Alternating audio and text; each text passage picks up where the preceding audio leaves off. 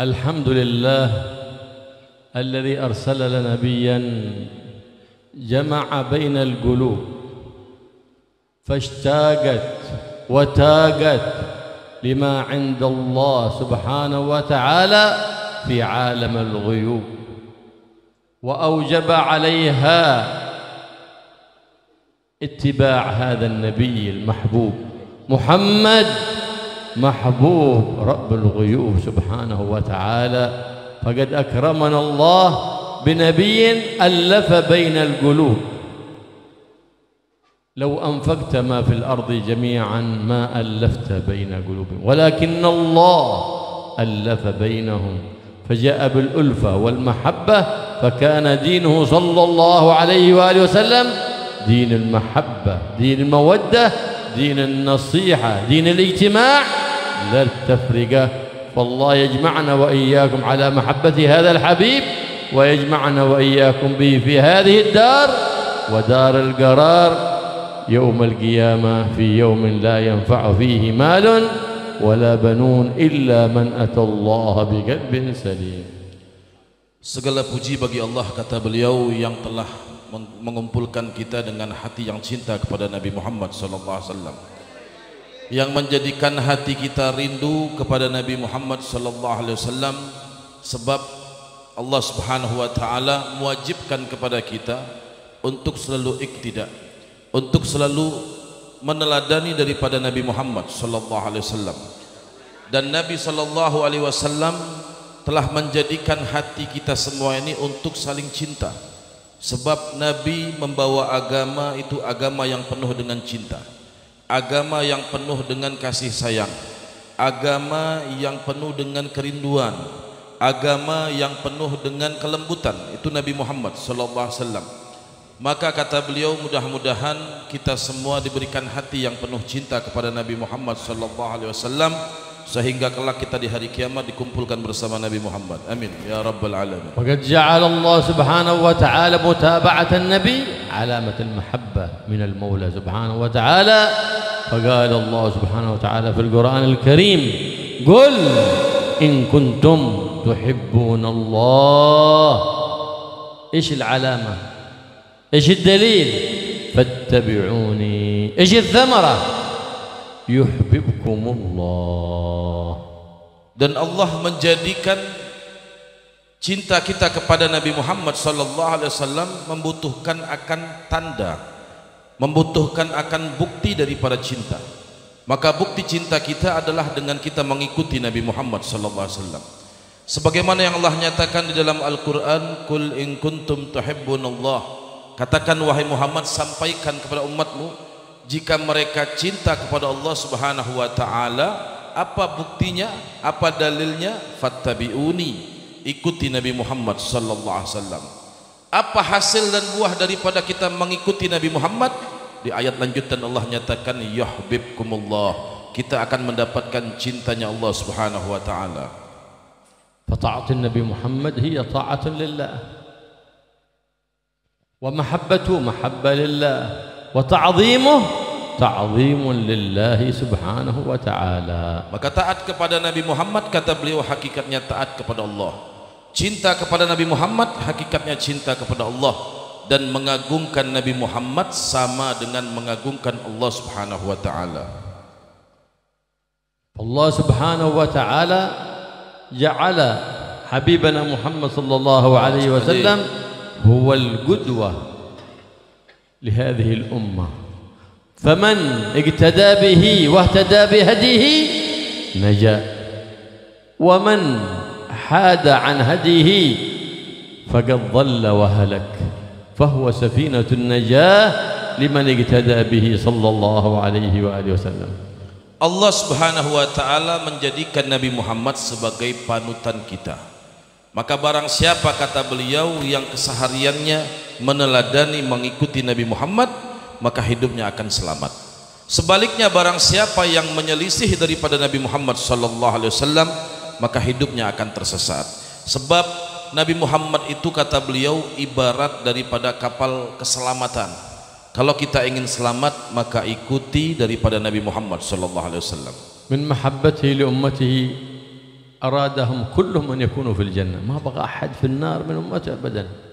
فقال رسول الله صلى الله عليه وسلم كلكم في الجنة، ما أحد في النار أبدا إلا من أبى.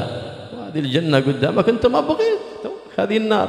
وهديناهن نجدين، النجدين طريق الخير طريق الشر، هذه طريق الجنة إذا بغيت أسلكها، وهذه طريق النار إذا أردت النار أسلكها. إلا من أبى. كيف من يأبى يا رسول الله الجنة؟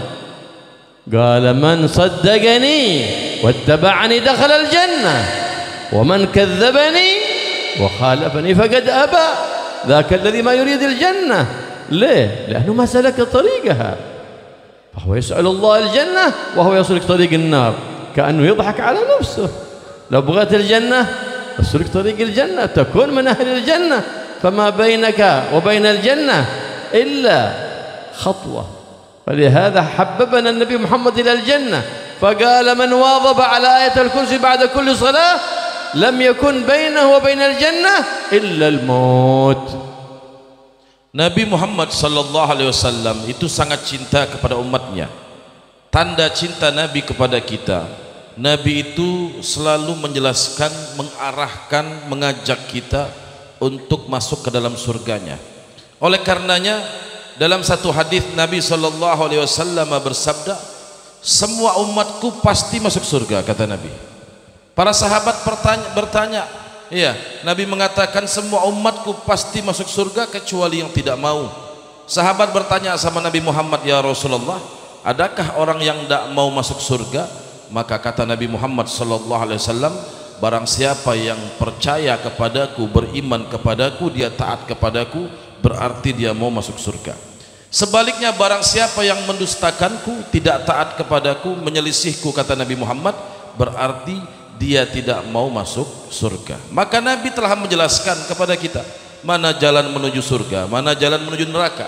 Sebagaimana yang Allah nyatakan wahadainahun najdain. Dalam Al-Quran Allah sudah katakan, Allah jelaskan jalan menuju surga, jalan menuju neraka. Semuanya jelas. Kata beliau, yang pengen ke surga ada jalannya, sudah tinggal dilewati.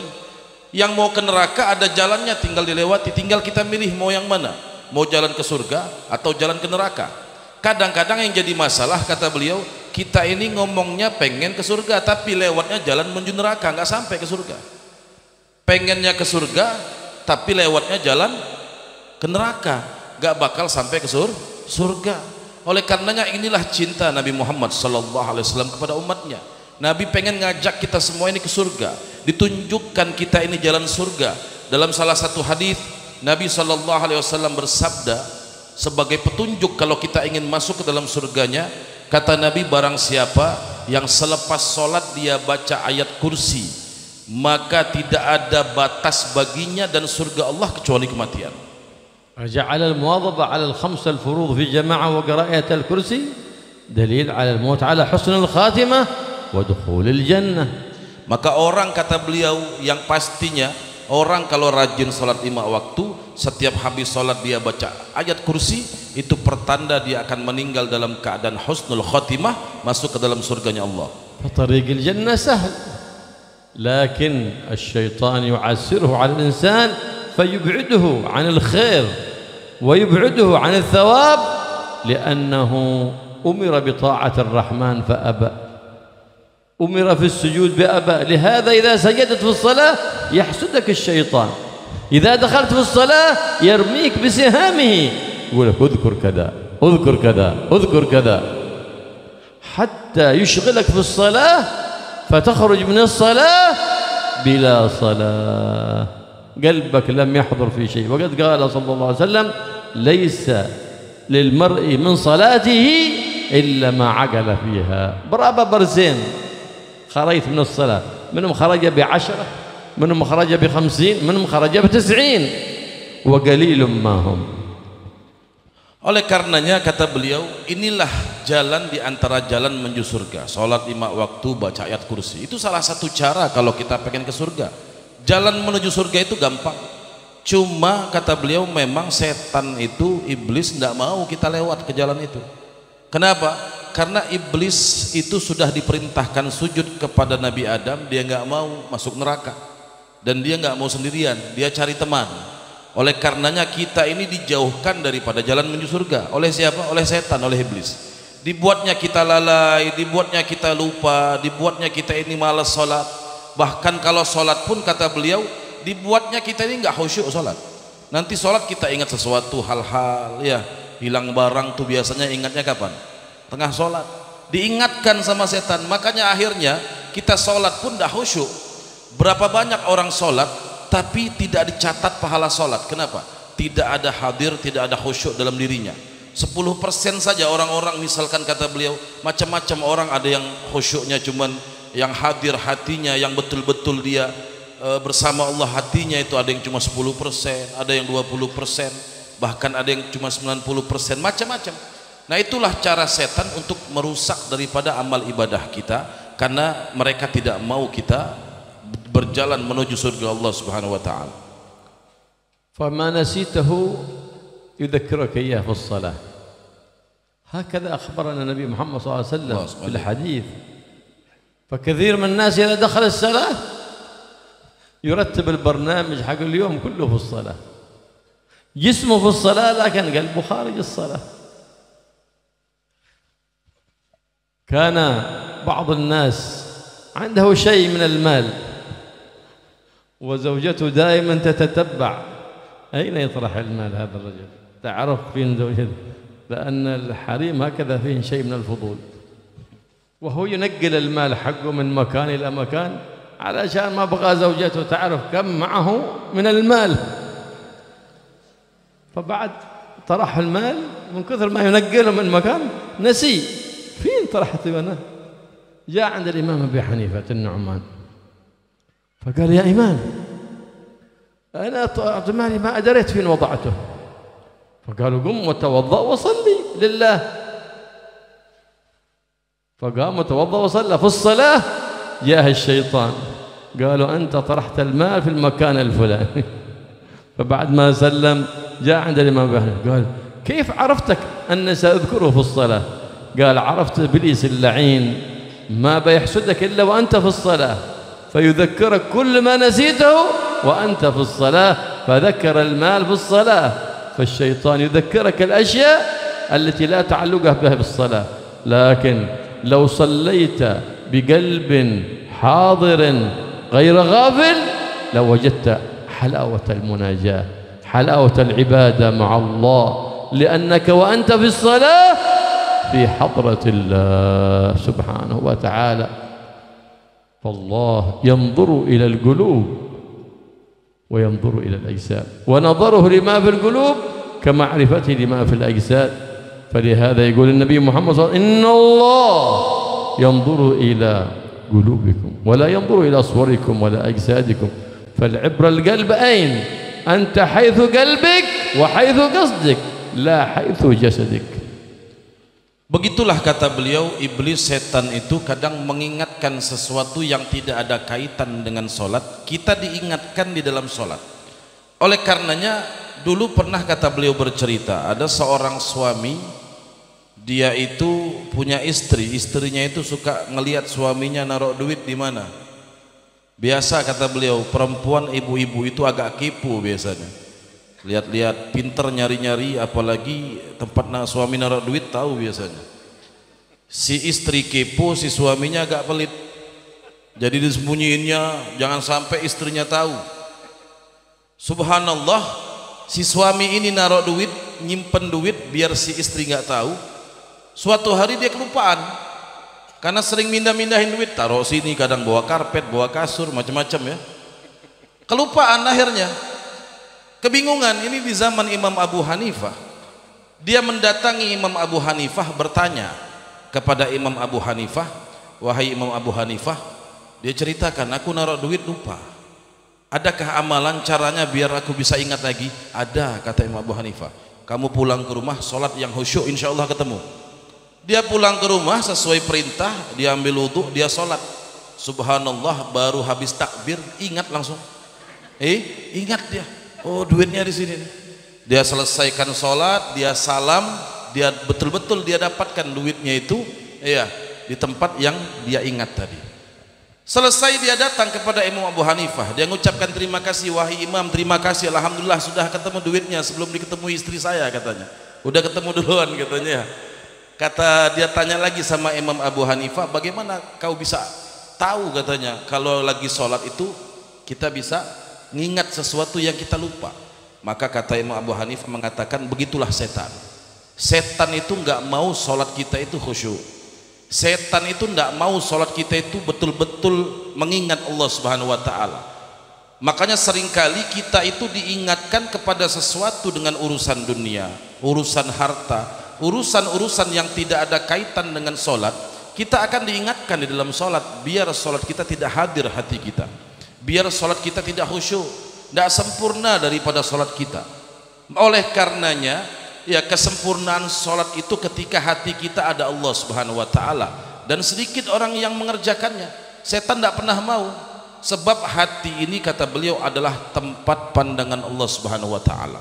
Allah tidak mandang jasad kita, tidak mandang pakaian kita, tidak mandang zahir kita. Yang dipandang Allah Subhanahu Wa Taala adalah hati kita, tempat daripada pandangan Allah Subhanahu Wa Taala. فإذا أردت أن تتصل بالله سبحانه وتعالى نمر برابع الله سبحانه وتعالى. كم رقم ربي بأتصل بربي أنا؟ نمر برابع قصم دلابا أبا. إذا أردت أن تتصل بالله مباشر من غير واسطة فاحرم بالصلاة، فأنت في حضرة الله، هذا اتصال بالله. لهذا كانت الصلاة صلة بين العبد وربه، كما قال النبي محمد: الصلاة من الدين بمنزلة الرأس من الجسد، كما لا حياة لمن لا رأس له كذلك لا دين لمن لا صلاة له. Maka salat ini, kata beliau, ibarat kita nelpon. Kita kalau mau menghubungi, tersambung dengan sesuatu, ya, dengan orang, kita nelpon, ada nomornya. Sama, kita sholat itu ya seperti nelpon, ya. Makanya kata beliau, kita ini sholat, istilahnya kita ini menghubungi Allah nomor berapa, 088 berapa, kata beliau. Kita banyak hafal nomor orang tapi tidak tahu nomornya Allah Subhanahu Wa Taala. Bagaimana cara kita terhubung, bersambung, ya, kepada Allah Subhanahu Wa Taala, berdering telepon kita ini ya dengan cara sholat. Sebab sholat itu munajat kita kepada Allah Subhanahu Wa Taala. Sholat itu adalah munajat, kita berbicara dengan Allah Subhanahu Wa Taala. Semuanya itu di dalam sholat. Oleh karenanya Nabi SAW dalam satu hadis mengatakan bahwa, ya, kata Nabi, sholat, kedudukan sholat itu seumpama kepala dengan jasad. Sebagaimana kita ini tidak akan hidup tanpa kepala, maka agama akan hancur tanpa yang namanya sholat. فمن له حاجة إلى الله وأراد دعاء فليحرم الصلاة. إذا اجتمع الثلاثة قلوب فحاجتك مقضية. 3 قلوب. القلب الأول أن يكون في جوف الليل. القلب الثاني تقرأ قلب القرآن ياسين.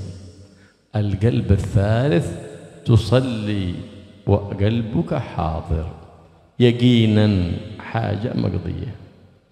Kalau kita ini punya hajat, kata beliau, pengen hajat kita dikabulkan Allah Subhanahu Wa Taala, miliki 3 hati, miliki 3 cara. Dengan 3 cara ini insya Allah hajat-hajat kita apapun akan dikabulkan Allah Subhanahu Wa Taala.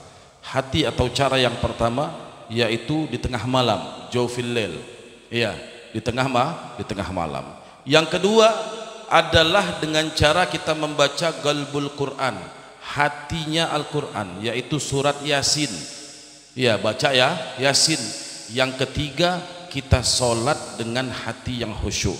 Yakinlah, kata beliau, kalau 3 ini kita amalkan, ya, kita baca Yasin, kita sholat, minta hajat di tengah malam, yakinlah hajat kita pasti akan dikabulkan Allah Subhanahu Wa Taala. Qila li sayyidatina Aisyah, ما أعجب ما رأيت من النبي محمد صلى الله عليه وسلم.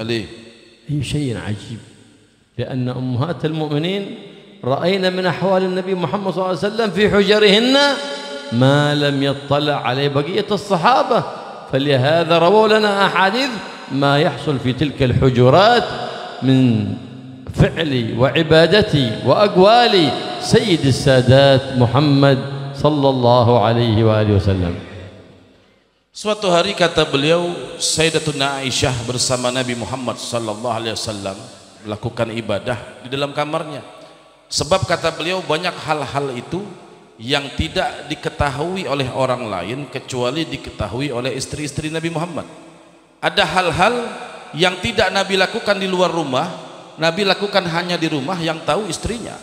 Ada hal-hal yang tidak Nabi lakukan di luar, sahabat tidak tahu, hanya Nabi lakukan di kamar. Daripada sunnah-sunnah Nabi, yang tahu adalah istri-istri Nabi, di antaranya Sayyidatuna Aisyah.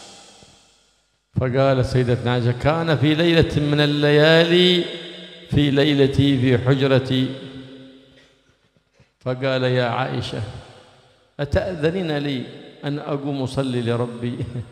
النبي صلى الله عليه وسلم يستأذن من أم المؤمنين عائشة. قالت يا رسول الله إني لا أحب القرب منك يا رسول الله لكني أقدم ما تهواه على ما أهواه أنا. Jadi kata beliau, suatu hari Nabi di tengah malam ngomong dengan istri tercintanya Sayyidatuna Aisyah. Apa yang dikatakan Nabi? Nabi mengatakan, wahai istriku, apakah kau mengizinkan aku ingin sholat? Lihat kata beliau, ini seorang Nabi, Nabi Muhammad mau sholat masih ngomong minta izin sama istrinya, ngomong sama istrinya Nabi Muhammad SAW.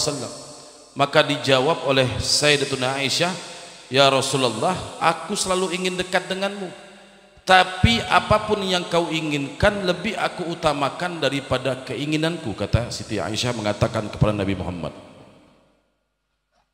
فأذنت له فقام إلى الماء فتوضأ وصلى. فقالت فقام وأطال القيام وبكى حتى تبللت لحيته من الدموع، ثم سجد وبكى وأطال السجود حتى ابتلت الأرض التي تحته بدموعه صلى الله عليه وسلم. وهكذا طول الليل وهو على هذه الحال، دمعه يسكب على خده، وهو الذي جعله الله أحب الخلق وأجمل الخلق وأتقى الخلق وأخشع الخلق لله طول الليل، حتى جاءه بلال يؤذنه بصلاة الفجر فقال يا رسول الله وقد غفر الله لك ما تقدم من ذنبك وما تأخر. قال صلى الله عليه وآله وسلم أفلا أكون عبدا شكورا. كلما أنعم الله على العبد يزيد في طاعته، يزيد في مرضاته، فيزيده نعما.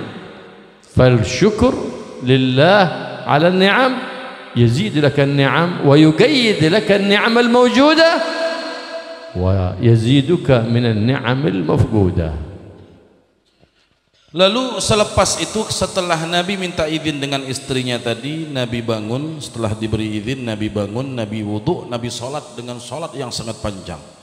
Menangis Nabi Muhammad SAW di tengah sholatnya sampai air mata membasahi daripada janggut Nabi Muhammad SAW. Di saat sujud, Nabi sujud dengan sujud yang begitu lama. Menangis Nabi Muhammad SAW sampai air matanya membasahi daripada lantai kamar Nabi Muhammad SAW. Melihat Nabi Muhammad seorang Nabi, orang yang paling takut dengan Allah, Nabi Muhammad, orang yang paling indah, Nabi Muhammad, orang yang paling khusyuk, Nabi Muhammad, orang yang paling takwa, Nabi Muhammad, sholatnya sampai segitu. Maka bertanya sang istri kepada Nabi Muhammad, ya Rasulullah, engkau ini seorang Nabi, Allah sudah mengampuni dosa-dosamu, tapi sholatmu luar biasa sampai nangis dengan sujud yang lama. Apa kata Nabi Muhammad? Wahai istriku, afala akuna abdan syakur, tidakkah boleh aku bersyukur? Kata Nabi Muhammad SAW, salatku, sujudku ini adalah sebagai ungkapan syukur. Begitulah kata beliau, ibadah kita ini adalah ungkapan syukur. Kita ibadah ini hakikatnya kita bersyukur kepada Allah Subhanahu wa taala. maka kita melakukan ibadah, melakukan sholat dan kebaikan-kebaikan yang lain itu justru mengikat nikmat yang ada pada kita dan akan mendatangkan daripada nikmat yang belum ada kepada kita semua. وقد قال صلى الله عليه وسلم وجعلت قرة عيني في الصلاة. أريح وقت يرتاح فيه النبي محمد إذا دخل في الصلاة. ليه؟ لأنه قلبه دائما مع الله، فإذا كان في الصلاة كان الجسد والقلب كله مع الله، لأنه إذا نام تنام عيناه وقلبه لا ينام بل في حضرة الله، مع أن الصلاة أحب الأوقات إليه وأحب العبادات لأنها أفضل العبادات البدنية. الصلاة كان إذا صلى بالناس إماما صلى الله عليه وسلم إذ هو لم يصلي منفرد قط، ما ثبت أن النبي محمد صلى الله عليه وسلم صلى منفردا قط، بل كل صلاته في جماعة. إذا صلى بالناس إماما وهو في لذة في الصلاة يحب أن يطيلها فيسمع صوت طفل يبكي، قال فأتجوز في صلاتي حتى لا يتقطع قلب الأم ولا يتألم الطفل، رحمة بأمه ورحمة بالطفل، يخفف صلاته لأجل الأم رحمة بها ولأجل الطفل رحمة به صلى الله عليه وآله وسلم. Dalam satu hadis Nabi sallallahu alaihi wasallam bersabda, wa ju'ilat qurratu aini fis shalah, dijadikan penenang hatiku, penyejuk pandanganku, kata Nabi, di dalam salat. Sebab Nabi itu hatinya selalu bersama Allah. Nabi tenang, bahagia, senang kalau salat. Itu Nabi Muhammad sallallahu alaihi wasallam. Maka Nabi itu selalu salat dan bahkan berjamaah bersama dengan para sahabatnya. Kata beliau, tidak ada satupun hadis Nabi yang menyatakan Nabi itu sholatnya sendirian. Tidak pernah Nabi itu sholat sendirian. Nabi kalau sholat selalu berjamaah dan bersama para sahabat. Dan Nabi itu kalau sholat tidak panjang-panjang, diringankan. Kenapa? Itu bentuk kasih sayang Nabi Muhammad SAW. Karena pernah lagi sholat ada anak kecil nangis. Ya, ada anak kecil nangis, ibunya sholat. Dipersingkat sholat tersebut. Kenapa? Nabi memiliki hati yang penuh dengan kasih sayang.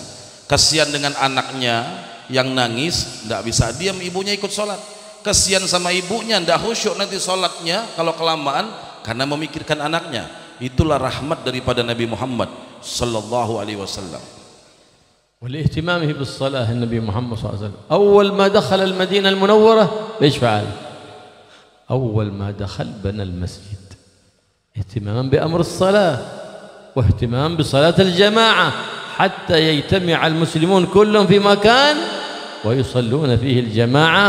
فلهذا حثهم على صلاة الجماعة فقال صلاة الجماعة تفضل على صلاة المنفرد ب27 درجة. لو واحد صلى 27 مرة منفردا، واحد صلى مرة واحدة لكن في جماعة، هذا الذي صلى مرة واحدة في جماعة صلاته أفضل من الذي صلى 27 مرة أعاد الصلاة 27 مرة منفردا.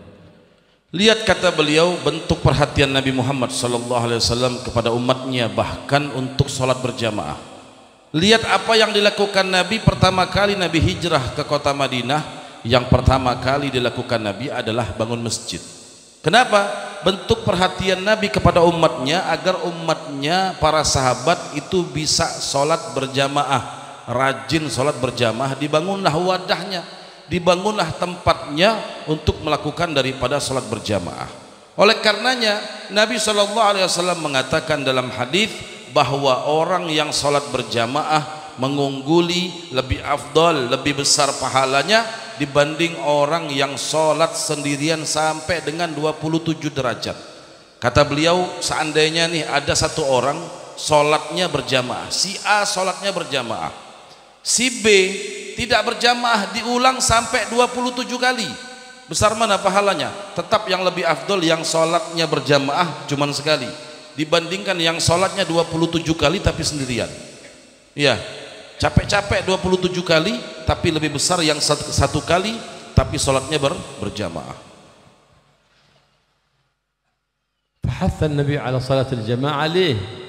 لأنها في الجماعة أقرب للخشوع، أبعد عن وسواس الشيطان. فقد قال صلى الله عليه وسلم: إنما يأكل الذئب من الغنم القاصية، والذئب هنا هو الشيطان، فهو أقرب للوسواس للمنفرد منه في الجماعة، فإن وسواسه يتضاعف للمنفرد، وهذا المراد. الذي يصلي وحده هو أقرب للشيطان ووسواسه، والذي يصلي للجماعة هو أبعد عن الشيطان وعن وسواسه. Oleh karenanya, kenapa Nabi menganjurkan kita untuk selalu sholat berjamaah? Orang yang sholat berjamaah itu biasanya lebih khusyuk, jauh daripada sifat was-was. Dan oleh karenanya Nabi SAW dalam satu hadis menyatakan, serigala itu akan menerkam kambing yang terpisah dari kawanan. Jadi orang kalau menggembala kambing, rame-rame kambingnya, serigala nggak berani mendekat. Tapi kalau ada kambing yang terpisah daripada rombongannya, diterkam serigala itu. Perumpamaan ini dipakai Nabi dalam sholat berjamaah. Seperti kambing kalau rame-rame, musuh nggak bisa dekat, serigala. Kalau sendirian gampang diterkam. Kita kalau sholat berjamaah rame-rame, iya, musuh nggak bisa mendekat. Umpama serigala ini setan yang merusak sholat kita. Setan nggak bisa dekat kita ketika kita sholatnya rame-rame berjamaah. Tapi kalau kita sholatnya sendirian, ibarat serigala gampang menerkam kambing. Kita akan diterkam oleh setan, dibuatnya was-was, dibuatnya nggak khusyuk daripada sholat kita. Makanya yang paling gampang dan dekat dengan khusyuk, jauh daripada was-was, yaitu dengan cara sholat berjamaah. ولهذا ينبغي لمن يريد أن يصلي أن يقرأ سورة قل أعوذ برب الناس قبل أن يحرم بالصلاة حتى يبتعد عنه الوسواس الخناس، فلا يحدث نفسه في الصلاة إلا بما هو فيه من الصلاة. Oleh karenanya kata beliau, sebelum salat kita dianjurkan untuk mengucapkan a'udzu birabbin nas sebelum takbiratul ihram. Kita minta perlindungan dari Allah Subhanahu wa taala daripada gangguan-gangguan setan yang mau ganggu kita. Biasa sebelum takbir setan mau ganggu kita itu. Nah, maka kosongkan hati kita dari segala sesuatu yang tidak ada kaitan dengan salat, dikosongkan sehingga salat kita akan khusyuk. والصلاة في جماعة هي أقرب للقبول عند الله سبحانه وتعالى، فإن الله سبحانه وتعالى إذا أقيمت الجماعة نظر إلى الإمام، فلهذا يقول النبي محمد صلى الله عليه وسلم: تخيروا أئمتكم أي ليؤمكم أفقهكم وأصلحكم وأتقاكم، فإن وجد فيه خيرا قبل المأمومين من خلفه، فإن لم يجد في الإمام خيرا نظر لمن خلفه، فإن وجد فيه خيرا قبلهم به، فإن وجد في الصف الأول أحد قبلهم به، وإلا نظر للصف الثاني، فإن وجد فيه خيرا قبلهم، وهكذا للثالث إلى الصفوف كلها ينظر الله، فإن وجد في أحدهم خيرا أي قلبه حاضر مع الله قبلهم الله بواسطة ذلك الواحد، واحد في المصلين حاضر قلبه قبلهم الله ببركته. فإن نظر إلى الإمام وإلى المصلين ما شاء الله ووجدهم سابحين في بحر الخيالات، سابحين في الترهات، أجسادهم في الصلاة وقلوبهم خارج الصلاة، كلهم ما شاء الله. إيش يكون؟ قال قبلهم الله ببركة اجتماعهم. هنا في الجماعة بركة الجماعة، قبلهم الله ببركة الجماعة. ولو لم يكن في فضل الجماعة إلا هذا وهو القبول عند الله لكفى، فكيف وللجماعة أجور ودرجات كثيرات عند رب البريات، كما أخبر بذلك النبي محمد صلى الله عليه وآله وسلم سيد السادات. Salat berjamaah ini kata beliau berpotensi besar salat kita bakal diterima. Kalau kita salat sendirian tidak ada jaminan salat kita diterima. Tapi kalau berjamaah potensi besar, kemungkinannya besar salat kita akan diterima oleh Allah Subhanahu wa taala. Sebab dijelaskan kata beliau ketika orang melaksanakan daripada salat berjamaah, orang yang pertama yang akan dipandang oleh Allah adalah imam. Makanya imam itu dianjurkan orang yang soleh, bertakwa. Dilihat imamnya. Kalau imamnya orang Masya Allah, orang baik, orang soleh, bersih hatinya, khusyuk solatnya, langsung Allah terima solat semuanya. Makmumnya ikut, walaupun makmumnya tidak khusyuk, yang penting imamnya. Dilihat imamnya tidak khusyuk, akan dilihat orang yang solat di belakang imam. Sop pertama, seandainya di sop pertama, walaupun hanya satu orang yang hadir solatnya, dalam hatinya ada Allah, khusyuk solatnya, Allah akan terima daripada solat mereka sebab satu orang itu. Seandainya sop pertama tidak ada yang khusyuk, tidak ada yang hadir juga hatinya, dilihat sop yang kedua, ada satu di sop yang kedua yang khusyuk, Allah terima solatnya. Seandainya di saf kedua tidak ada yang hadir, tidak ada yang khusyuk juga hatinya, Allah pandang di saf yang ketiga. Satu persatu orang yang sholat berjamaah akan dipandang oleh Allah Subhanahu wa taala. Seandainya dari semua sekian banyak orang yang sholat berjamaah, cuman satu saja orang yang khusyuk, tetap akan diterima oleh Allah Subhanahu wa taala. Seandainya pun, kata beliau, separah-parahnya pun satu masjid nggak ada yang khusyuk, imamnya menghayal, makmumnya pun pikiran kemana-mana, seandainya satu masjid, satu musola tidak ada yang khusyuk salatnya, gimana kira-kira? Tetap akan diterima oleh Allah Subhanahu wa taala. Kenapa?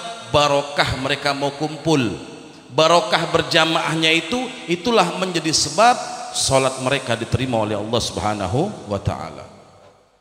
Jaa rajulun a'ma عند النبي محمد صلى الله عليه وسلم يا رسول الله إن المدينة كثيرة الهوام وإنني أعمل لا أجد من يقودني فهل تأذن لي أن أصلي في البيت؟ أعمل.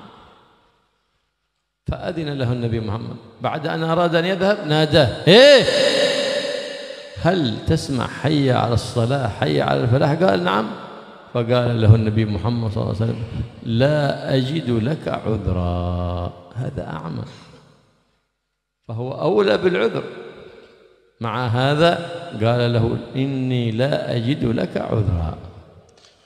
Di zaman Nabi Muhammad SAW ada seorang sahabat yang buta. Karena buta dia minta izin sama Nabi Muhammad. Dia katakan, ya Rasulullah, di kota Madinah ini banyak serangga. Kalau keluar, ya kena serangga dan yang lain sebagainya, binatang-binatang kecil, dan saya ini buta. Tidak ada orang yang bisa nuntun saya, ngantar saya ke masjid kalau masuk waktu sholat. Bolehkah saya sholatnya di rumah saja? Izin, ini orang buta minta izin sama Nabi Muhammad sallallahu alaihi wasallam. Oh ya sudah, kata Nabi. Tidak lama dipanggil lagi, kata Nabi Muhammad, kamu kesini, kata Nabi. Iya, kamu di rumah kamu kedengaran azan enggak? Di rumah kamu kedengaran enggak kalimat hayya 'alas shalah? Kedengaran ya Rasulullah. Kalau kedengaran maka tidak ada alasan untukmu tidak ke masjid, kata Nabi Muhammad. Kalau masih mendengar azan, masih mendengar hayya 'alas shalah, tidak ada alasan untuk tidak sholat berjamaah. Bayangkan orang buta, apalagi kita yang melek. Kita ini bisa ngelihat, orang buta saja enggak dikasih Nabi izin untuk sholat berjamaah di masjid, padahal buta. Iya, terlebih kita yang masih bisa melihat. Qala Rasulullah sallallahu alaihi wasallam, laqad hamamtu an amura rajulan fayummu bin nas wa adhhabu ma'a jama'ah fa ajma'u huzaman min al-hatab wa adhhabu ila buyut alladhina yatakhallafuna 'an al-jum'ati wal jama'ah fa uharrig 'alayhim buyutahum. قالوا العلماء كيف يحرك بيوتهم لا بد أن أتوا بشيء عظيم من المخالفة في الدين فلهذا فأحرق عليهم بيوتهم. Saking kerasnya Nabi Muhammad ya mengajak kita ini untuk sholat berjamaah dan menjadi ancaman berat bagi orang yang meninggalkan sholat berjamaah. Apa kata Nabi Muhammad SAW? Aku ingin, kata Nabi, ya, aku menginginkan orang sholat berjamaah, satu jadi imam, yang lain jadi makmum, dan aku kepengen, kata Nabi, mengajak yang lainnya untuk mengumpulkan kayu. Untuk apa?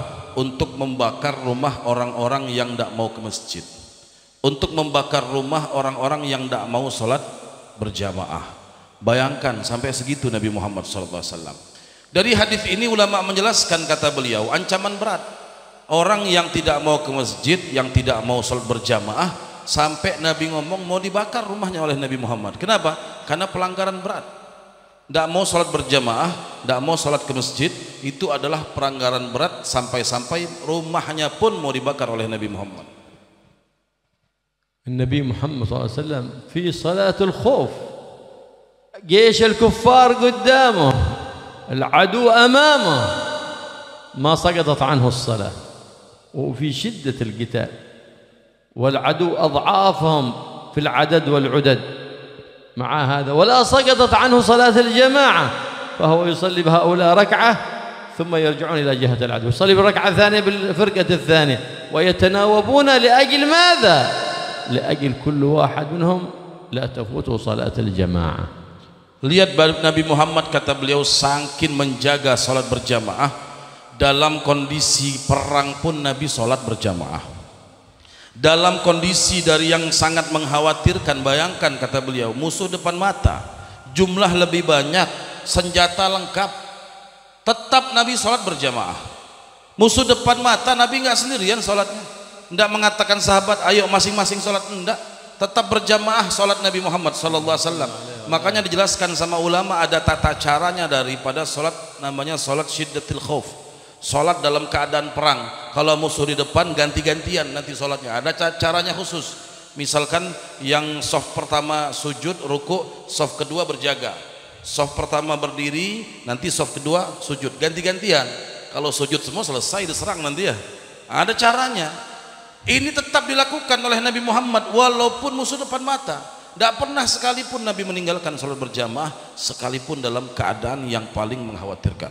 Sayyidina Jibril alaihi salam يقول النبي محمد صلى الله عليه وسلم أتدري فيما يختصم الملأ الأعلى؟ قال يختصم الملأ الأعلى بثلاث. الخصلة الأولى إسباق الوضوء على المكاره. إذا أنت في وقت البرد ما تريد أن تلمس الماء، أو فيك جرح ما تريد أن تلمس، تحملت الألم وأسبغت الوضوء، أي أتيت به بفروضه وسننه وآدابه، هذا مما يختصم فيه الملأ الأعلى. الخصلة الثانية كثرة الخطاء إلى المساجد، كلما بعد الدار كلما زاد الأجر، تكتب لك بكل خطوة حسنة وتمحى عنك سيئة. كثرة الخطاء إلى المساجد. الخاصة الثالثة انتظار الصلاة إلى الصلاة، تنتظر تصلي وتنتظر الصلاة الأخرى، فقد قال صلى الله عليه وسلم أنتم في صلاة ما انتظرتم الصلاة. Dalam satu hadis Nabi sallallahu alaihi wasallam mengatakan kepada, atau malaikat Jibril mengatakan kepada Nabi Muhammad, ya Rasulullah, tahukah engkau para malaikat itu berebut untuk memberikan rahmatnya kepada 3 golongan. Artinya Allah akan memberikan pahala yang begitu besar kepada 3 golongan orang-orang yang melakukan 3 hal. Yang pertama, kata beliau, yaitu orang yang isbaghul wudu, ya, orang yang melakukan wudu, yaitu dengan cara melebihkan daripada basuhannya, khususnya di waktu dingin. Maksudnya gini, orang kalau musim dingin, contoh lagi dingin ya, kalau kita ini kan jarang lah mungkin dingin di sini, panas biasanya. Kalau di negara Arab sana kan kalau musim dingin menggigil, bergetar, susah mau wudu, apalagi kalau malam-malam subuh-subuh. Kalau di musim dingin mereka berwudunya itu tetap dengan wudu yang sempurna. Orang kalau musim dingin atau lagi dingin kan susah kita mau megang air. Wudunya sempurna, bahkan dia basuh melebihi daripada yang wajib. Artinya dengan ketaatannya kepada Allah sekalipun sulit, walaupun dingin tetap dia wudunya sempurna. Kita kalau lagi dingin menggigil, wudu kita mungkin sekali basuh saja, tidak mungkin sampai 3 kali. Tapi ini orang tetap dia wudu dengan sempurna, dengan sunnah-sunnahnya, dengan dia basuh melebihi daripada yang wajibnya. Ya, itu yang pertama. Yang kedua, yaitu orang yang banyak langkahnya ke masjid. Artinya kita ini ke masjid, semakin banyak langkah kita semakin banyak pahalanya, semakin jauh rumah kita semakin besar pahalanya. Jauh rumah kita jangan dijadikan alasan malas ke masjid, karena semakin setiap langkah kita itu akan dihitung pahala oleh Allah Subhanahu wa taala.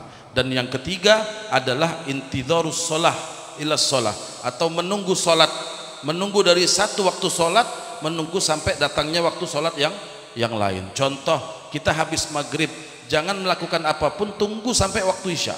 Kita sudah standby masih dalam keadaan wudu, nunggu datangnya waktu salat yang lain.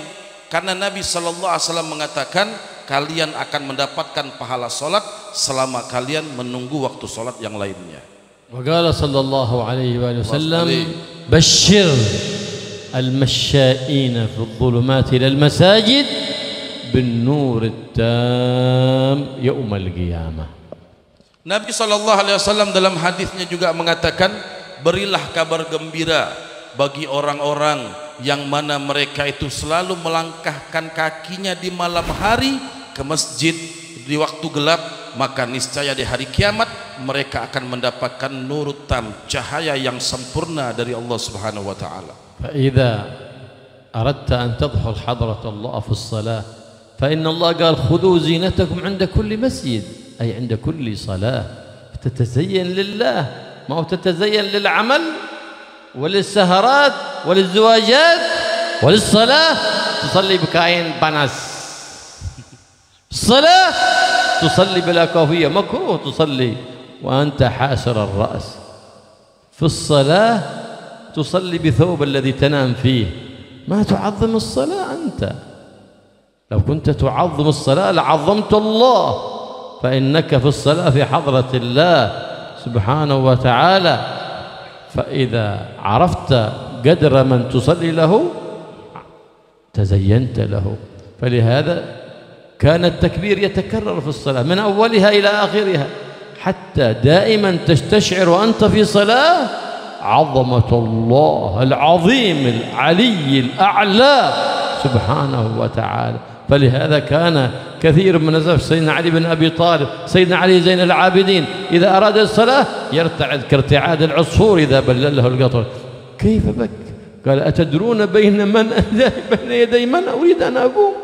بين ملك الملوك الله سبحانه وتعالى. عرفوا عظمة الله فأعطاهم الله النور والسر والعلم اللدني، ففي كل ذلك فتح عليهم في الصلاة. فالله يكرمنا وإياكم بالحضور والخشوع في الصلاة، ويكرمنا وإياكم بتعظيم شعائر الله ومتابعة حبيب الله ومصطفاه محمد بن عبد الله صلى الله عليه وآله وسلم. Dan jangan lupa pula kata beliau, kalau sholat berpakaianlah atau berpakaianlah dengan pakaian yang baik, berhias. Kita ini harus sadar sholat itu ngadep kepada siapa? Kita ini menghadap kepada Allah. Jangan kita pakai pakaian yang bagus, pakai pakaian yang rapi, wangi-wangian, cuma pas mau keluar rumah saja. Kerja pakaiannya bagus, kondangan pakaiannya bagus, pas sholat pakai kaos oblong, kaos panas tadi beliau sebut pakai bahasa Indonesia, mungkin kaos oblong maksudnya ya. Pakai kaos, ya. Jangan kata beliau. Ini kadang-kadang sholat pakai baju tidur, bangun tidur pakai sholat pakai itu juga, tidur pakai itu juga. Tidak sopan kita sama Allah Subhanahu wa taala.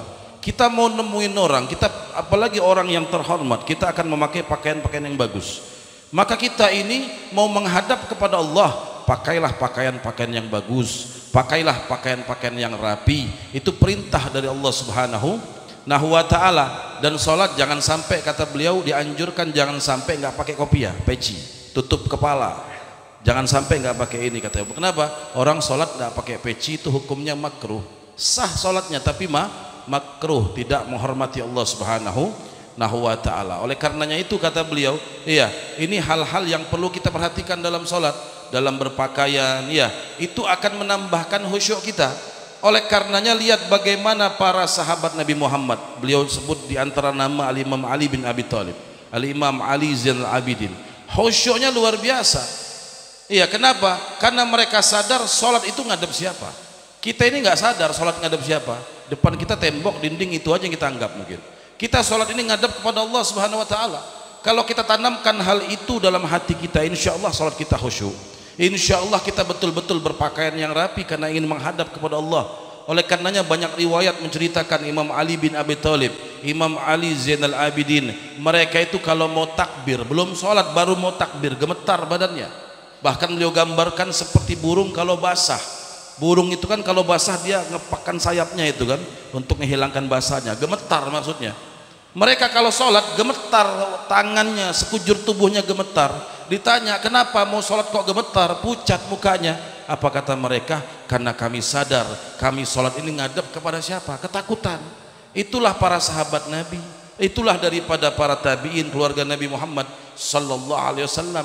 Oleh karenanya mereka itu banyak diberikan Allah futuh, Allah bukakan ilmu ladunni, Allah bukakan segala-galanya dalam salat mereka. Kenapa? Karena salatnya betul-betul dalam hatinya ada Allah Subhanahu wa taala. Mudah-mudahan kata beliau kita semua diberikan khusyuk dalam salat kita, Allah berikan hati yang hadir dalam salat kita semua. Amin ya rabbal alamin. Wa inna ma yu'ta as-sabirun nur as-sabirin بصبرهم على الطاعات وتركهم وصبرهم على ترك المحرمات وصبرهم على الابتلاءات فيعطون الدرجات العاليات.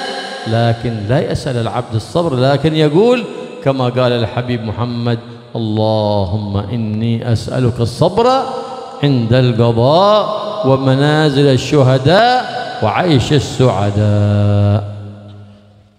Kata beliau seseorang itu akan diberikan daripada nur sabirin atau cahaya bagi orang-orang yang sabar kalau mereka itu sabar dalam ibadah. Ibadah pun perlu kesabaran. Kita menghadapi musibah perlu kesabaran. Kita diuji dicoba oleh Allah perlu kesabaran. Semuanya perlu yang namanya sabar. Ya, maka dengan itu Allah akan berikan. Kalau kita sabar, mampu melewati ibadah dengan kesabaran, Allah akan berikan nur dalam hati kita.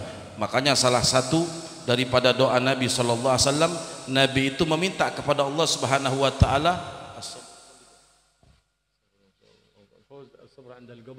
ya.